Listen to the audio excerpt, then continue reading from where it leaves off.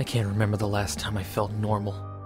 I constantly move through life wondering exactly what it is I'm missing in my genetic code that separates me so much from the other people around me. I continue to live my own life and be myself, but sometimes that just isn't enough for me. My desire for normality drives me crazy. Sometimes I just want to die, end it all, commit suicide. But I can't bring myself to do it. So, I just wallow in my sadness and carry out the banality of my life.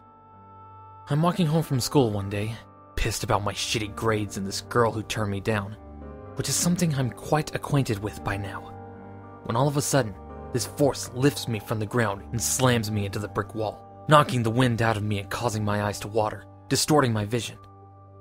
As I look up, heaving with tears running down my face, I see a shadow of sorts, grinning at me with the whitest teeth I've ever seen. I fear this shadow for a moment, but as my eyes begin to clear, I make out the very familiar face of none other than Flash McCormick, the punk-ass kid who just can't seem to get enough of picking on the ants that surround him. What's the little pussy doing walking around by himself? I don't answer, because it's a stupid fucking question, and I tell him as much. His smile turns into a twisted look of malice and disdain, and he raises his fist to attack. Just then, Mr. Johnson, the vice principal, runs over and pulls Flash away, promising suspension or some other such bullshit, leaving me alone, bruised and battered, with what I'm sure is a concussion from my head hitting the wall. I walked home alone and walked inside. Of course, my parents pay no mind, so I just go upstairs to my room and flop on my bed. The crimson sheets give me comfort, and I feel myself drifting off to the land of Nod. Before I fall asleep, I pray with all my heart.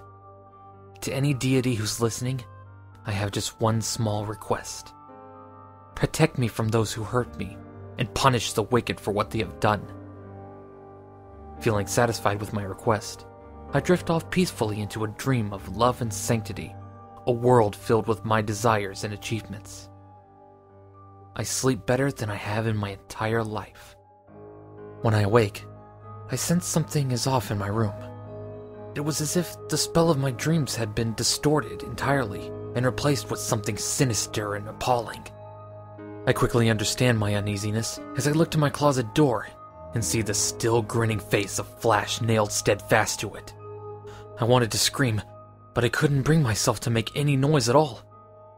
Slowly, my look of surprise turns into a smile, one that I do not control. I don't want to smile, but I can't help it. This shit stain is dead. But my mind slowly swirls, wondering who would do this, or who would go through the trouble to nail this to my door. It couldn't have been Mr. Johnson. It sure as fuck wasn't my parents. My eyes slowly turn to the sky, and I begin to understand. I smile and I mouth the words, "Thank you." I go to school the next day, and no one seemed to know where Flash had gone to. I felt charismatic and free of his curse, while others swam in the sadness of his loss. I didn't care too much, though. I was quite content with his absence. Everyone seemed to notice this, and people actually talked to me. My confidence was appealing, and they flocked to me, realizing how cool I actually was. A few months passed by, and life was good. I had a new group of friends, I fucked Flash's girlfriend, and my grades were actually improving. I was happy for once in my life.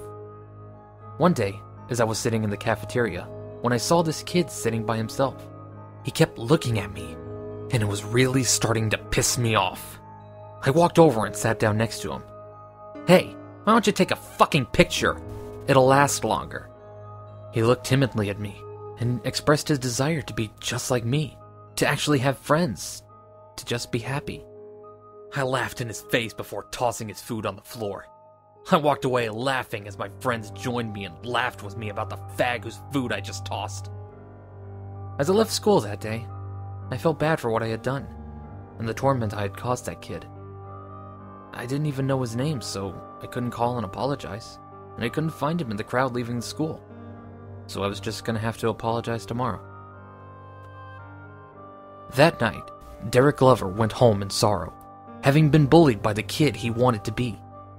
In his sorrows, he sobbed for what felt like hours, until he felt himself drifting off. Right before he fell asleep, he prayed. To any deity who's listening, I have just a small request.